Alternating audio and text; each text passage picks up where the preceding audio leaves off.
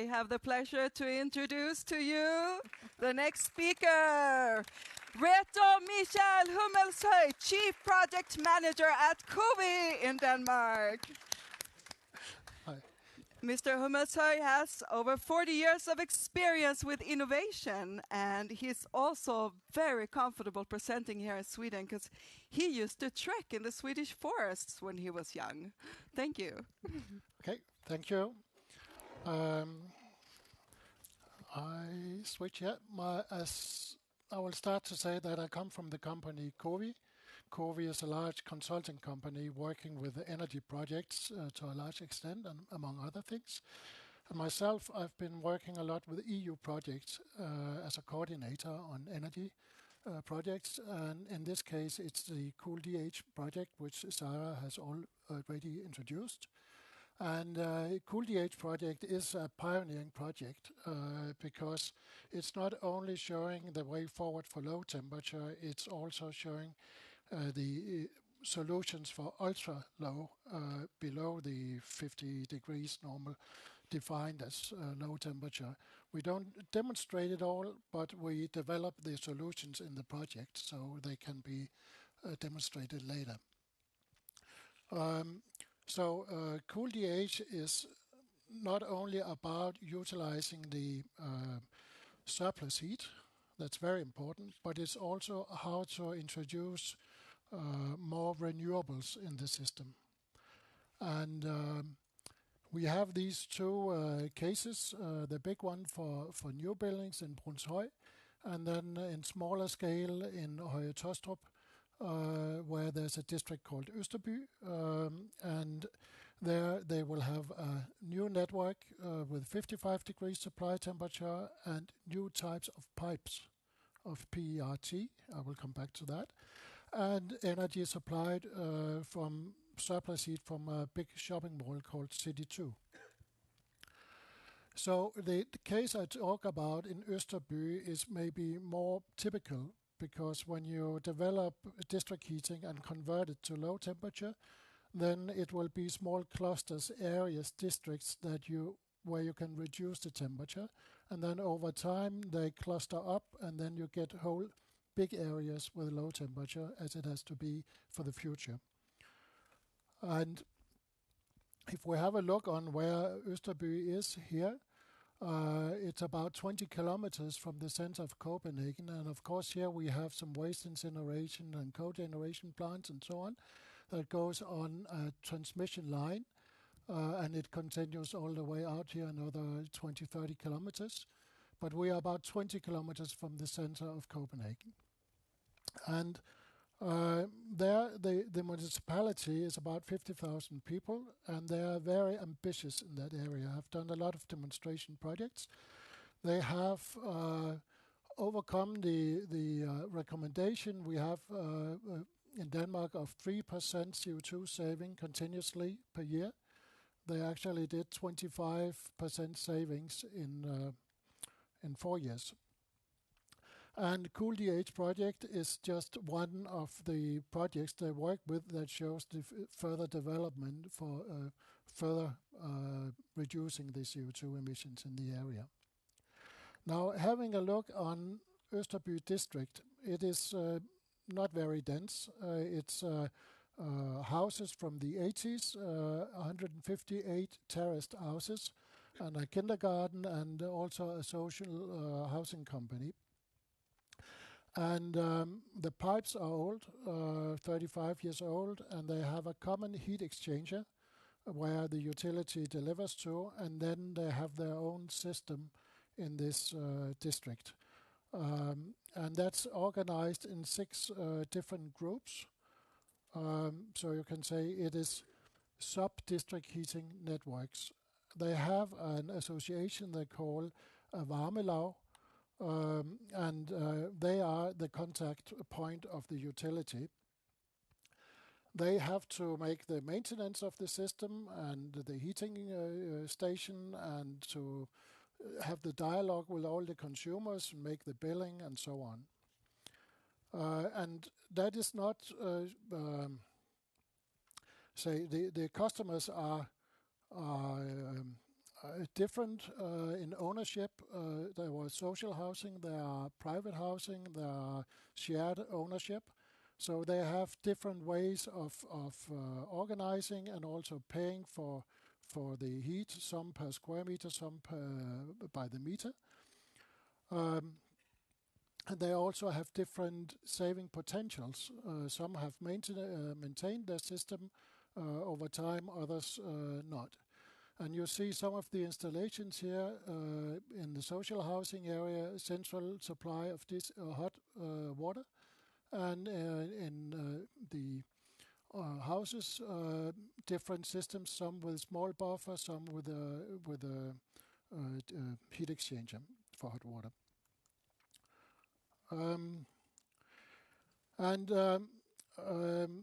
They were approached already back in 2010 because the utility would like to improve the system, and that was with a traditional heating offer. And they were approached by say this is district heating, and they did not focus so much on what is actually in it for the different consumers. And this failed. It is in such associations, they all have to decide in smaller groups and boards and so on to say yes for such change. So you have to bring them on board and have a lot of dialogue with them and be able to answer questions on economy and effects and when it happens and all that. And so we started a new approach towards them, and also with the offer of getting support if they may participate in this innovative EU project. So we will demonstrate some new solutions. So they could get it cheaper if they say yes now. But it has been a long process to get all these different organizations on board, and the social housing is not on board, but the other ones said yes. So this is where the work is. To persuade people to go for these new solution. And then, of course, all the technical stuff comes on top of it. And this would not have happened unless we had a very good collaboration between the utility and also the municipality, who has very big ambitions to be more green and to make things change to the better. So now I will turn a little more into the technical part of the project, and you will see here that this is the shopping mall, and they have a lot of PV on the roof. They have about 16,000 square meters of photovoltaic producing electricity, and they have a cooling system. And today they give away the heat through cooling towers to surroundings. So we like to connect here a heat pump and a low temperature network, and also a cooling network that supplies external consumers. That means that you will always have a need for cooling, and you will always have the possibility of utilizing the low temperature heat. So you have many operation hours on your system. That's very important for the feasibility. And when you then even can get your electricity from the sun for a lower cost than from the grid, then you have a very good business case. Then, of course, we have been thinking of how to design the low temperature network here in other ways, so it's best for the heat pump, and how to integrate the renewables. And in that solutions, we have to look very much on the legislative and regulatory framework, because that dictates what you're allowed to do and how you can organize it. So again, we move away from the technical parts to some other soft things that dictate how to do things in practice. So here you can see an aerial view and supplemented with a model of a new city area that is being developed. Here you have the mall with the PV on the roof, and here you have the district that is going to be supplied with low temperature district heating. But we connect further, so that the low temperature district heating can also go to this new development, and not least to the new town hall which is coming up, which is also based on low temperature district heating and on supply of district cooling. And the district cooling, you could say, shall we only operate it when the sun is shining? No. We have other sources which is on the system where we can use groundwater, so you can shift between getting it from the mall here or from other sources. So it can you can always work with the one which is the most feasible at the moment. So the reason why the PV electricity is not used in the shopping mall is that they have been very successful reducing their energy demand on electricity by better lighting, less cooling, and so on. So now they have a surplus of electricity, and they can feed it into the grid. But they have the good tariff runs out in 24, and then it's on market price. So they are looking on, can we do something else? Can we have another consumer on this PV electricity before it goes to the grid? So the utility approached the CD2 to say that we can deliver all your heat, all your cooling. We take over your machinery. We rent a room in your basement, and we buy your surplus electricity from the PV. And this is it's a build, own, and operate business model that we are now testing here, and that's very exciting, I think. Then, of course, it's important when you have this combination of cooling machine and heat pumps that you deliver the heat at as low temperature as possible. So what we do is not to deliver it at 80 degrees where we get only 2.5 in COP, or not even at 50 or 60 degrees. No, we go into a shunt where the heat from the transmission line is coming in at 80 degrees or 70 degrees. Then we mix, and at this mixing point we can add the heat from the heat pump, so we can do it at maybe 45 degrees, and then you can see what happens. Then we are about 4 in COP on the system. So we are innovative on here on the production side, but also on the piping side and on the demand side. And what we do here is we look at the transmission line. Should we have heat losses on that, or can we recover it? And we have done a lot of models where we can see that we can, if you look at the, where it is here, the heat loss is 75 kilowatt hours per year, and that we can recover together with 91 kilowatt hours from the surrounding ground by having collector pipes on site outside the transmission pipe. So that comes back to the system. So we only have heat loss out in the thin distribution network. And in that network, you can see here just the connection over here, and this is the pipes in real. In that network, we work with the optimization. Okay.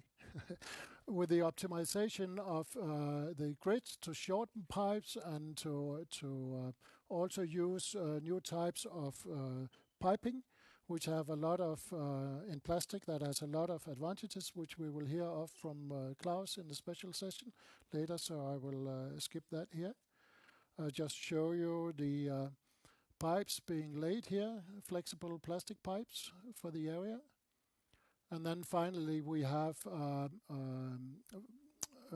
micro heat exchangers out at the buildings to produce the domestic hot water without a vessel. And the business model here is also that the utility can finance over the energy bill the cost of shifting to that. So the advantages are then that they have the users have not the heat loss in the system anymore to pay for. They don't have the maintenance, and they don't have so much fossil in their supply. And the savings are on the utility side reduced from 35 to 11% by this system. So I think I have to stop now because it says 0 here. So, okay. Thank you. Wow. Thank you very much for a very interesting case. Yes. Thank you. I think we probably have questions from the audience.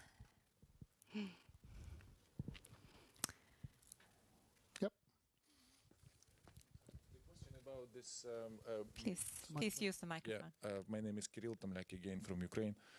The question about you have indicated that you mix the low temperature water with a kind of a higher temperature heat carrier in the system. But usually for mixing there should be kind of a room. There should be for boxes or how it is done in practice. This is the installations are put into the basement of the CT2 mall. So there is the cooling machine and also the mixing shunt and all that will be in that room. Otherwise you have to make it outside in the grid. But it's a very good way to introduce low temperature sources of supplementary energy, not to bring it up to the flow temperature, but to ensure the mixing temperature and have it on the return temperature without increasing the return temperature to the production side. It's very interesting. Thank you very much. We have time for one more question, if we have one. Don't you have a question, Lisa? Otherwise, I have questions. But, Hi, I was just wondering if you could specify how you said that you collected the heat, so there was no heat loss in the pipe. Could you just maybe explain it a little bit more? Yeah, we in very simple terms, we made like a ground source heat pump installation where we have the collector pipes outside the normal district heating pipe. And that means that there will be an energy flow back into these colder pipes. So when you look at it in a bigger volume, then you don't have a net loss from your transmission pipe. So we actually have made a 0 loss district heating pipe. Thank you. Yeah. thank you very much. All right. Great presentation.